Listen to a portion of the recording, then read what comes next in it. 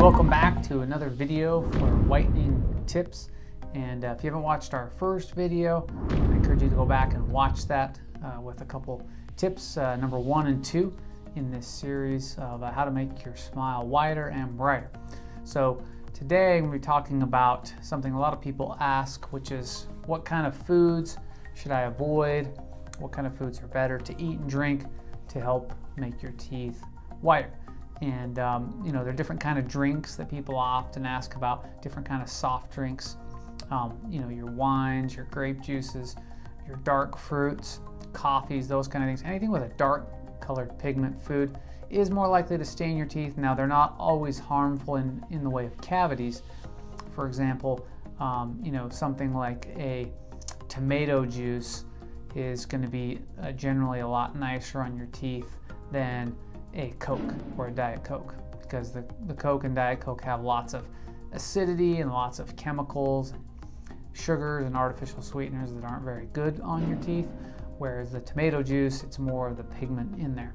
So that's a distinction. But you know, today where people are doing more Zoom calls and even online dating, close-ups with your mobile device, people are looking at their teeth and smile more and more.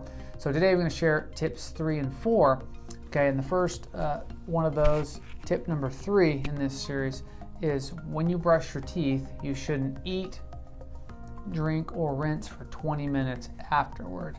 And the reason we do that is, you know, just like if you were to put, say, Armor All on your tires or chapstick on your dry lips, you don't want to rub that off or wipe it off immediately, otherwise you don't get the benefit from it. And your toothpaste has different minerals such as calcium, fluoride. Your toothpaste may have xylitol, or some of the natural toothpastes have things like aloe vera in them. But you want that to sit on your teeth and gums for a few minutes so it can penetrate your enamel and protect your teeth and your gums and build up some protection. So when I brush in the morning and at night, I don't eat or drink for 20 minutes after, and we've found that to be very effective in helping our patients decrease sensitivity, reduce cavities, fresher breath, those kind of things. Tip number 4 in this series is to have your teeth cleaned every 3 months. May be a good option for you. It's an interesting, you know, origin on where the 6-month cleanings came from, and it was actually a toothpaste commercial decades ago, where the ad man who ran the toothpaste commercial, he said, you know, brush your teeth with this minty toothpaste and then go see your dentist twice a year for checkups. And prior to that, checkups were not even a regular thing. People lost a lot more teeth, and there were lots of silver fillings and things back then that we really don't do anymore. So thanks to that commercial, it got people aware of going to the dentist more frequently. But 6-month cleanings is not the right way to approach it for every patient. Now, for some people it's fine, but if you're anything like me, I've had multiple gum grafts, I've had braces, I have retainers. My family has a history of losing teeth at an early age, and so I actually switched to 3-month checkups where I see my hygienist.